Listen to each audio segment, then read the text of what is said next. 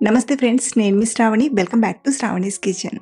ఈరోజు మన ఈ వీడియోలో పండగ సందర్భంగా స్పెషల్‌గా చేసుకునే పిండి వంటల్ని ఈ వీడియోలో మీతో షేర్ చేసుకోబోతున్నానండి. చాలా ఈజీగా పర్ఫెక్ట్ కొలతలతో ఇలా మనం మంచి రుచిగా ఇంట్లోనే చాలా ఈజీగా చేసుకోవచ్చు. అలాగే ఇలా చేసిన వీటిని మనం స్టోర్ చేసుకొని నెల రోజుల వరకు తినేయొచ్చు. మరి లేట్ చేయకుండా ఒక్కో రెసిపీని వన్ బై వన్ చూసేద్దాం రండి. ముందుగా ఈ దసరా పండక్కి తప్పకుండా చేసుకునే చెక్కల్ని చూపించబోతున్నానండి. కొందరు వీటిని గారెలని, చెక్కలని అంటుంటారు. మా సైడ్ అయితే గారెలంటారండి. మరి వీటిని కరకరలాడుతూ మంచి రుచిగా ఎలా చేయాలో ఇప్పుడు చూద్దాం రండి. ఇక్కడ నేను ఈ చెక్కల్ని కేజీ వరకు ప్రిపేర్ చేస్తున్నానండి. మీరు ఎక్కువగా చేయాలనుకుంటే క్వాంటిటీని పెంచుకొని లేదా తగ్గించుకొనైనా చేయొచ్చు. ముందుగా ఈ కేజీ బియ్యపు పిండికి సరిపడా మిగతా ఇంగ్రీడియంట్స్‌ని తీసుకుందాం. ముందుగా మిక్సీ జార్లోకి పావు కప్పు ధనియాలను తీసుకోండి. ఇందులో ధనియాలు వేయడం వలన టేస్ట్ అనేది చాలా బాగుంటుంది. ఇందులోనే ఒక 15 వెల్లుల్లి రెబ్బలు లేదా ఒక ఫుల్ ఎల్లిగడ్డను పొట్టు తీసి తీసుకోండి. ఒక టేబుల్ స్పూన్ జీలకర్ర, 6-7 పచ్చిమిర్చీలను వేసి కచ్చా పచ్చగా గ్రైండ్ చేయండి. మరీ మెత్తగా కూడా గ్రైండ్ చేయొద్దు. ఇలా కోర్స్లా గ్రైండ్ చేసి తీసుకోండి. ఇప్పుడు బియ్యపిండిలోకి అరకప్పు నానబెట్టిన శనగపప్పును, అలాగే అరకప్పు నానబెట్టిన పెసరపప్పును వేయండి. ఈ పప్పులను 1 గంట ముందు నానబెట్టి తీసుకోండి. అలాగే ఇలా పెసరపప్పు, శనగపప్పు యాడ్ చేయడం వలన టేస్ట్ కూడా చాలా బాగుంటుంది. 4 టేబుల్ స్పూన్ల నువ్వులు, ఇందాక మనం గ్రైండ్ చేసిన వాటిని కూడా యాడ్ చేయండి. ఇందులోనే సన్నగా తరిగిన పిడికెడంత కరివేపాకు, 2 టీ స్పూన్ల కారం, రుచికి సరిపడా ఉప్పు, 1.5 టీ స్పూన్ నుండి 2 టీ స్పూన్ల వరకు పడుతుంది. 2 టేబుల్ స్పూన్ల బటర్ని వేసి పిండికి బాగా కలపండి. ఇందులో బటర్ వేయకపోయినా క్రిస్పీగానే వస్తాయి. కానీ బటర్ వేయడం వలన టేస్ట్ అయినా క్రిస్పీ అయినా మరింత బాగుంటుంది.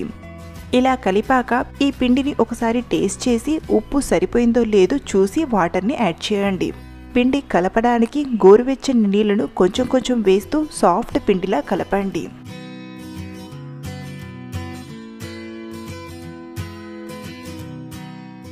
ఇలా మెత్తగా కలిపి మూత పెట్టి ఒక 10 నిమిషాలు పక్కన పెట్టండి. 10 నిమిషాల తర్వాత కొద్దిగా ఆయిల్ని ఒక గిన్నెలోకి తీసుకొని కొంచెం కొంచెం చేతులకు అప్లై చేసుకుంటూ నిమ్మ సైజ్ అంతా బాల్స్లా చేసుకుందాం.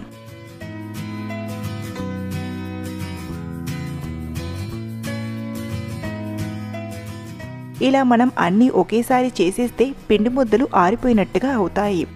కాబట్టి ఒక 15-20 పిండి ముద్దలు చేశాక చెక్కల్లా ఒత్తుకోవాలి. అయితే చెక్కలను 2 విధాలుగా చేసి చూపిస్తాను.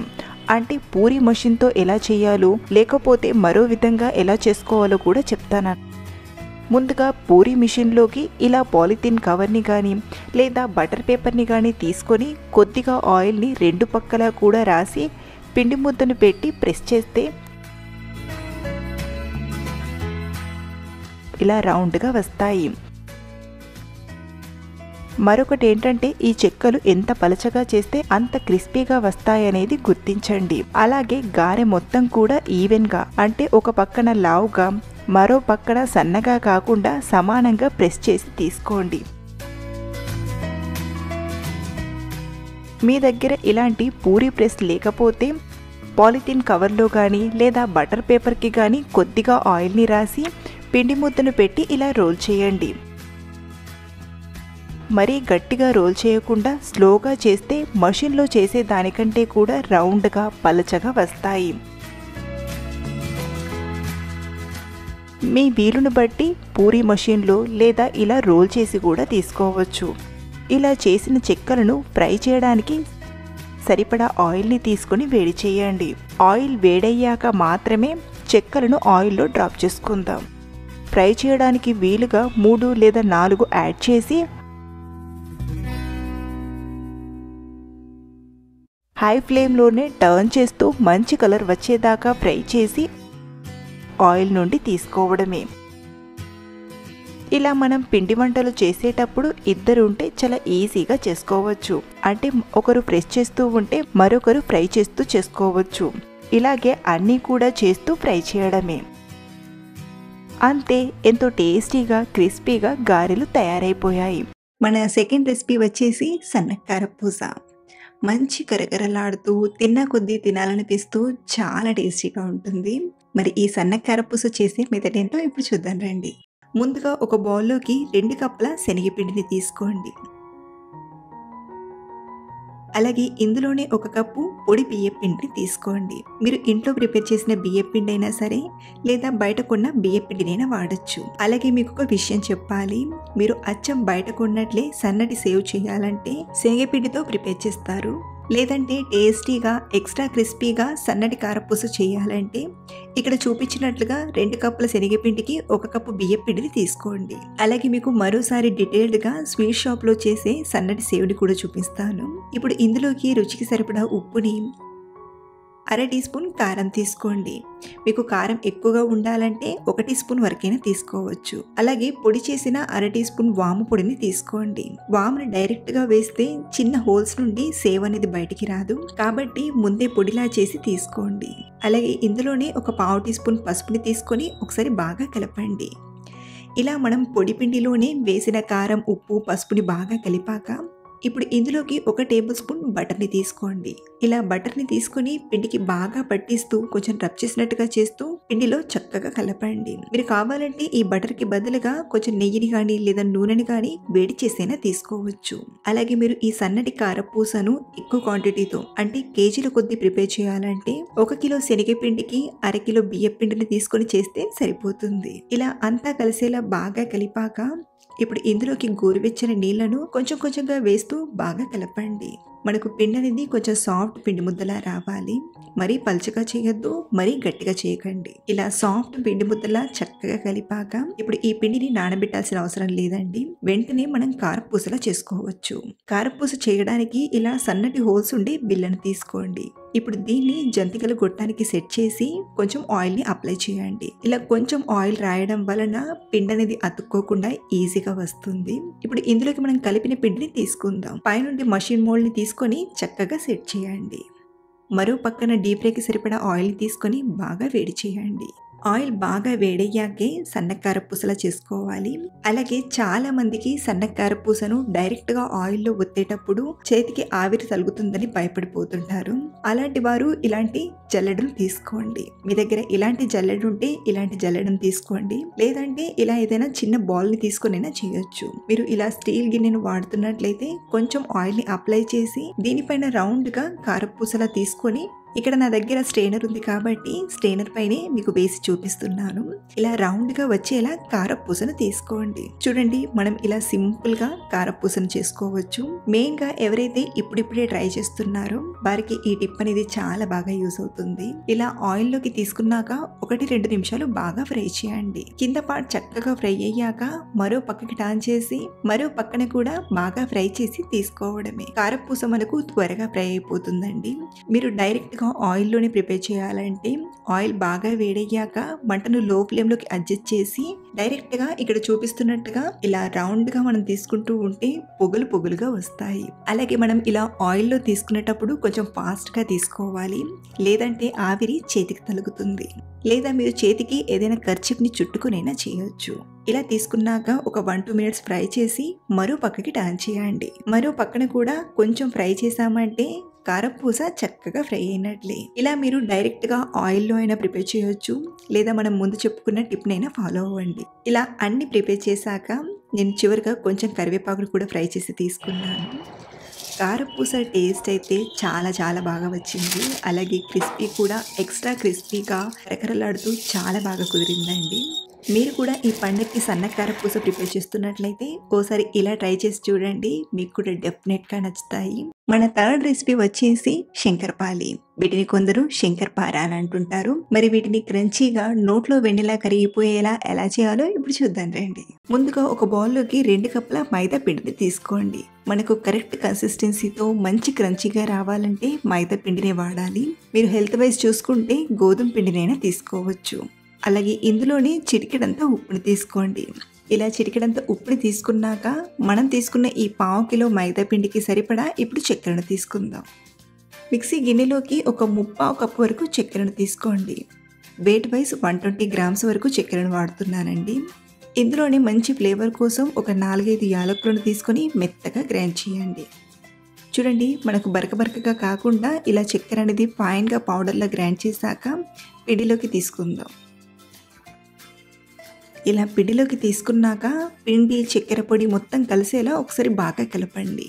ఇప్పుడు మనం చేసే ఈ శంకర్పాలి మంచి క్రంచీగా బాగా కుదరడానికి ఇందులోకి నెయ్యిని వేడి చేసి తీసుకుందాం. మరో పక్కన ఒక గిన్నెలోకి 1/2 కప్పు నెయ్యిని తీసుకొని బాగా వేడి చేయండి. ఇలా నెయ్యితో చేయడం వలన టేస్ట్ కూడా చాలా బాగుంటాయండి. ఇలా నెయ్యిని చక్కగా వేడి చేసి పిండిలోకి తీసుకొని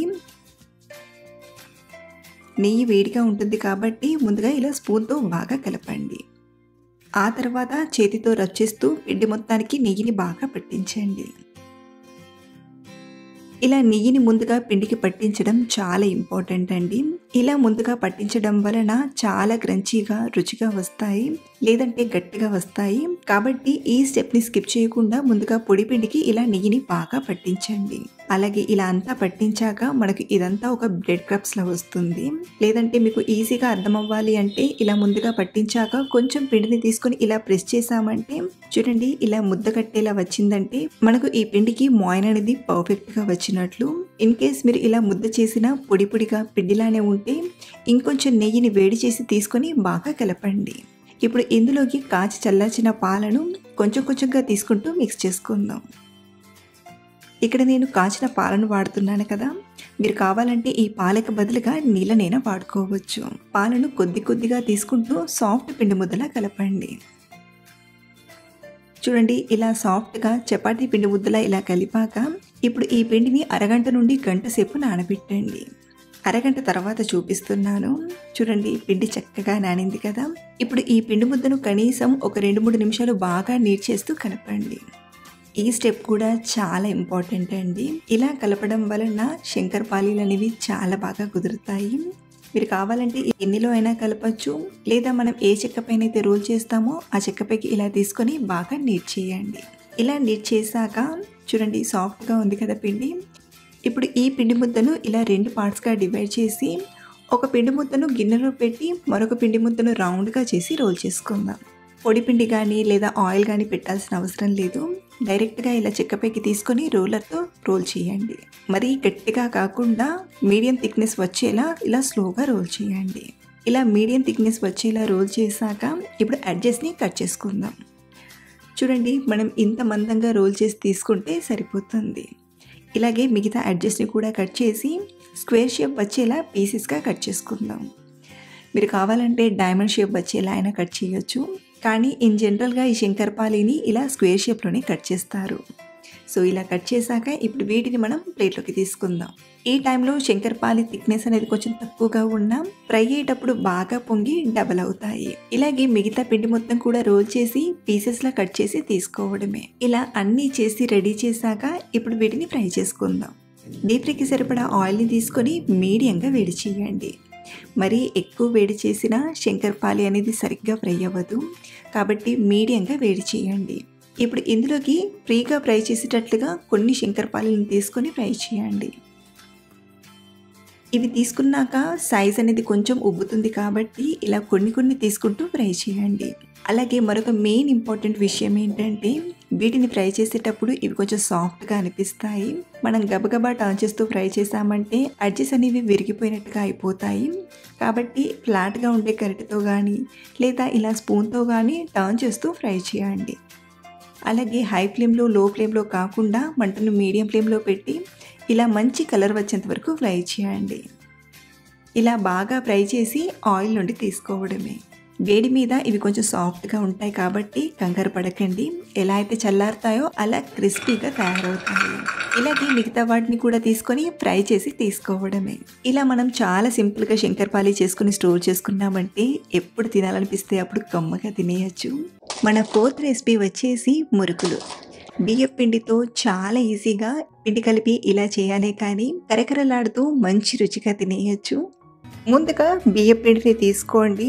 మీకు క్లియర్గా అర్థమయ్యేలా చెప్పడానికి ఇక్కడ నేను రెడీమేడ్ రైస్ ఫ్లోర్ని తీసుకున్నాను, లేదంటే ఎప్పుడూ కూడా మిల్లులో పట్టించి చేసేదాన్ని. సో ఇక్కడ నేను తీసుకున్న ఒక ప్యాకెట్ రైస్ ఫ్లోర్ వచ్చేసి 500 గ్రాములు, కాబట్టి నేను 2 ప్యాకెట్లు అంటే కేజీ బియ్యం పిండిని తీసుకున్నానండి. ముందుగా ఈ బియ్యం పిండిని జల్లించి తీసుకుందాం. పెద్ద బౌల్లోకి జల్లెడను పెట్టి ఇలా బియ్యపు పిండిని తీసుకొని బాగా జల్లించండి.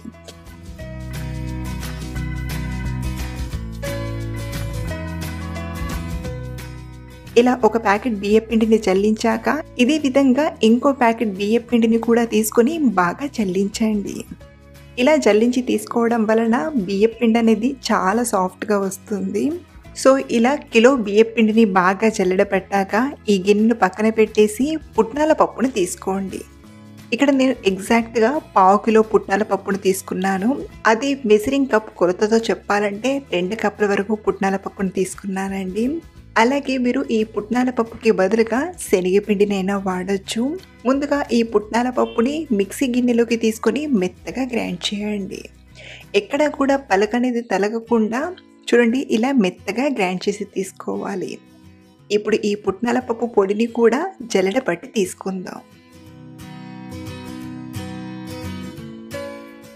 ఒకవేళ మీరు మిల్లులో పిండి పట్టిస్తున్నట్లయితే 1 కిలో బియ్యానికి 1/2 కిలో పుట్నాల పప్పుని కానీ లేదా 1/2 కిలో శనగపప్పుని తీసుకొనైనా పిండి పట్టించుకోవచ్చు. మనం మురుకుల కోసం శనగపప్పు వాడినా లేదా ఇలా పుట్నాల పప్పు వాడినా మురుకులు అనేవి చాలా టేస్టీగా క్రంచీగా వస్తాయండి. పిండిని మొత్తం జల్లించగా చివర్లో ఇలా కొంచెం రవరవలా పుట్నాల పిండి మిగిలిపోయింది కదా, దీన్ని మనం ఏదైనా కర్రీలో కానీ వేపుడులో కానీ వాడుకోవచ్చు. మొత్తానికి బియ్యపు పిండి పుట్నాల పిండిని ఇలా జల్లించి తీసుకున్నాక ఇప్పుడు ఇందులోకి 1 టీ స్పూన్ ఉప్పుని తీసుకోండి. నిజానికి మనం తీసుకున్న ఈ క్వాంటిటీకి 1.5 నుండి 1.5 టీ స్పూన్ ఉప్పు పడుతుందండి.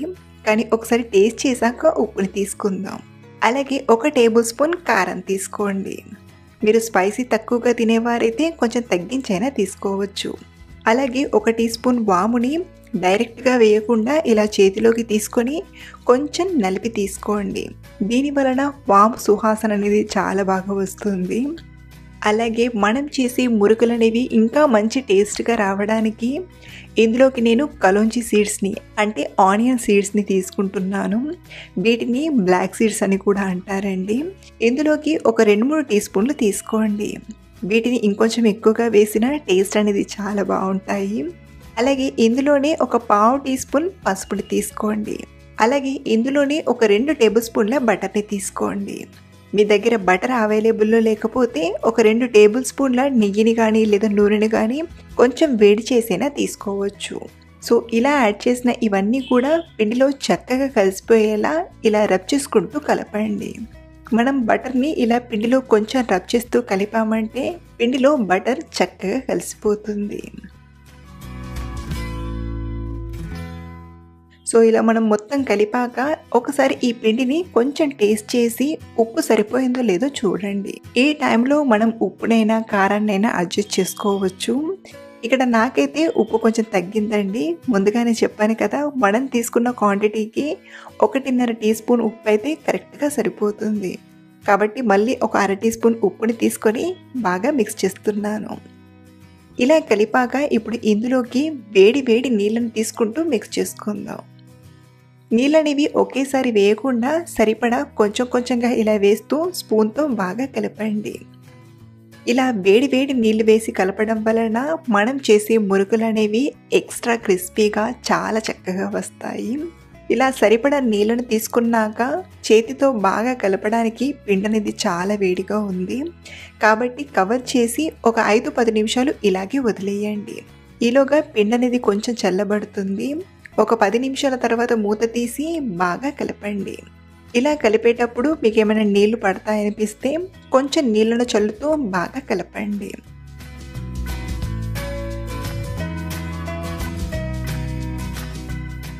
పిండిని మరీ పల్చగా కలపద్దు, అలానే మరీ గట్టిగా కూడా కలపద్దు.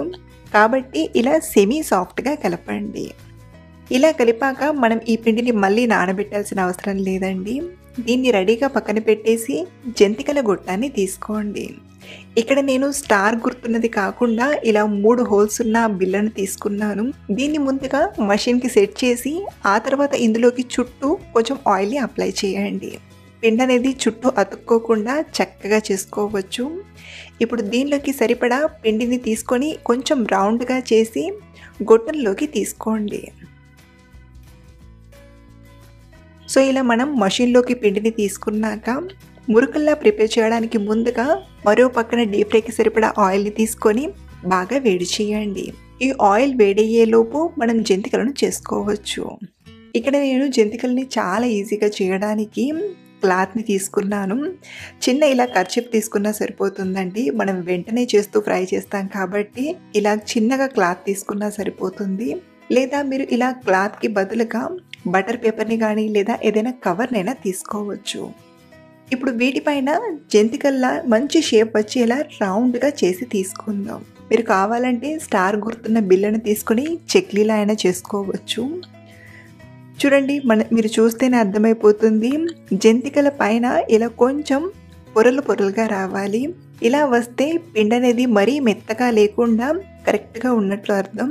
ఇలా కలిపితే వీటిని ఫ్రై చేశాక చాలా క్రిస్పీగా ఉంటాయండి. సో ఇలా ఒక 5-6 జంతికల్ని చేశాక మరో పక్కన ఆయిల్ వేడైందో లేదో ఇలా చిన్న పిండి ముద్ద వేసి చూసామంటే చూడండి, మనకు ఆయిల్ అనేది ఇలా మీడియం వేడిగా ఉండాలి. మనం చేసిన జంతికల్ని ఇలా క్లాత్తో తీసుకొని ఆయిల్లో స్లోగా డ్రాప్ చేయండి. ఇలా మనం క్లాత్ పైన కానీ లేదా కవర్ పైన కానీ జంతికలను చేస్తే చాలా ఈజీగా అయిపోతుంది. మీరు కావాలంటే గరిటెకు కొంచెం ఆయిల్ని అప్లై చేసి దాని మీద జంతికల్ని చేసైనా తీసుకోవచ్చు. లేదా డైరెక్ట్గా ఆయిల్లోనే జంతికల గొట్టాన్ని తిప్పుతూ అయినా జంతికల్ని ప్రిపేర్ చేసుకోవచ్చు అండి. ఇలా ఆయిల్లోకి తీసుకున్న జంతికలను వెంటనే టర్న్ చేయకుండా ఇవి కొంచెం గట్టిపడ్డాక చూడండి, ఇలా కొంచెం నురగ తగ్గిపోయాక స్లోగా టర్న్ చేయండి. అలాగే వీటిని హై ఫ్లేమ్లో కాకుండా మీడియం టు హై ఫ్లేమ్ మధ్యలో ఫ్రై చేయండి. ఇలా ఒక పక్కన ఫ్రై అయ్యాక మరో పక్కకి టర్న్ చేసి 2 పక్కలు కూడా బాగా కాల్చాలి. ఎప్పుడైతే ఇవి బాగా ఫ్రై అవుతాయో అప్పుడు ఇలా నురగ అనేది తగ్గిపోతుంది. ఇలా నురగ తగ్గిపోయిందంటే జంతికలు చక్కగా ఫ్రై అయినట్లు. ఇప్పుడు వీటిని ఆయిల్ నుండి తీసి జాలికంటలోకి తీసుకోండి. ఇదే స్టెప్ని కంటిన్యూ చేస్తూ ఒక పక్కన జంతికల్ని చేస్తూ మరో పక్కన ఫ్రై చేసి తీసుకోవడమే. ఈ కొలతలతో మనం ఎన్ని కేజీలు అంటే అన్ని కేజీలు ఎలాంటి డౌట్స్ లేకుండా చాలా ఈజీగా ప్రిపేర్ చేసుకోవచ్చు. Thank you for watching.